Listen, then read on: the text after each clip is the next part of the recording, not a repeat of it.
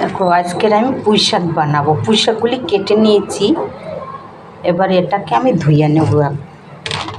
এই দেখো,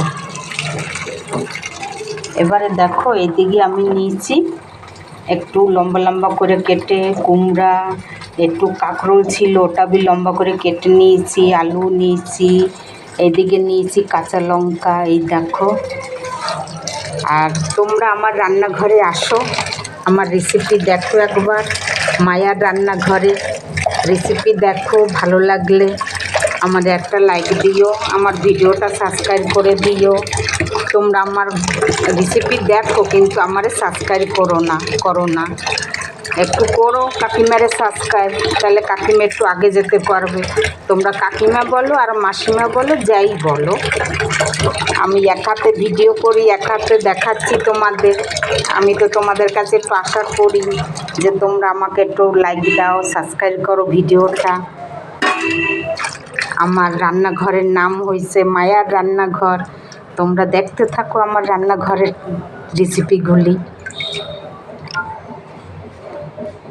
দেখো আমার সব ধোয়া হয়ে গেছে, সব ধুয়ে নিয়েছি। এবারে গ্যাসটা ধরাই দেবো, কড়াই বসাবো। দেখো কড়াই বসাইয়ে দিলাম, কড়াই গরম হলে তেল দেবো এতে। দেখো আমার কড়াইটা গরম হয়েছে, এরকম হাত দিয়ে দেখবে, তাপ আইলেই ভাববে কড়াই গরম হয়ে গেছে। এবারে আমি তেল দিয়ে দেবো। এই দেখো, দেখো আমি 3টা শুকনো লঙ্কা দিয়েছি, ভাজা ভাজা হতে দাও। দেখো 3টা শুকনো লঙ্কা দিয়েছি, দেবো একটু পাঁচফোড়ন আর তেজপাতা। তোমরা একবার পাঁচফোড়ন দিয়ে পুঁই শাক করে খেয়ে দেখবে। এবারে আমি আলুটা ভেজে নেব। এই দেখো, কেন দুর্গা পুজোর সময় এরকম শাক বানাবে আর খিচুড়ি বানাবে, চাটনি, পায়েস, কি দারুণ হবে। তোমরা দেখতে থাকো আমার রেসিপিটা। এরপর আমি কাঁকরোলগুলি দিয়ে দিলাম। এই দেখো, এটা দিয়ে একটু ভেজে নেব। দেখো কাঁকরোল আর আলু ভাজা হয়ে গেছে, এবারে আমি কুমড়াটা দিয়ে দেব। এই দেখো,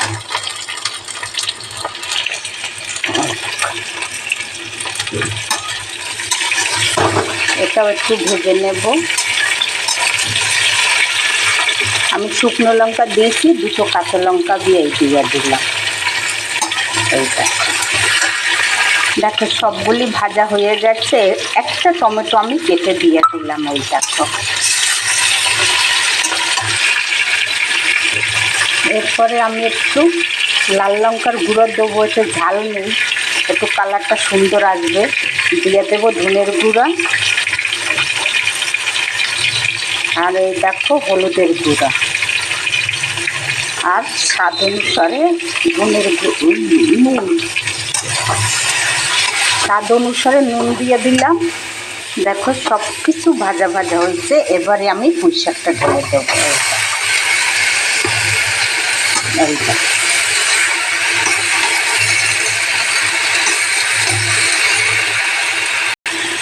দেখো, এই যে নাড়াই চাড়াইয়ে এবারে আমি ঢাকা দিয়ে দেব 5 থেকে 7 মিনিট। এবার আমি দেখবো ঢাকনা খুলে আমার সবজি কেমন হয়েছে। এই দেখো,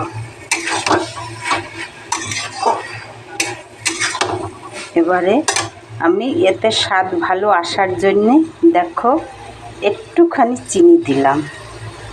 এবার এটাকে শুকনো শুকনো করে নেব। তোমরা চাইলে যারা মিষ্টি না খাও, চাইলে দিতেও পারো, নাও দিতে পারো, তবে একটু মিষ্টি দিলে স্বাদটা ভালো আসে। এই দেখো,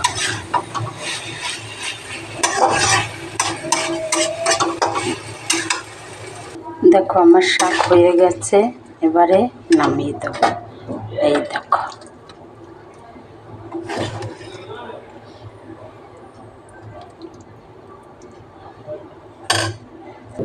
দেখো আমার রান্না কমপ্লিট। এরকম পুঁই শাকের সাথে এরকম ভাত আর 2টো হবে কাঁচা লঙ্কা। এই দেখো কত না টেস্ট হবে।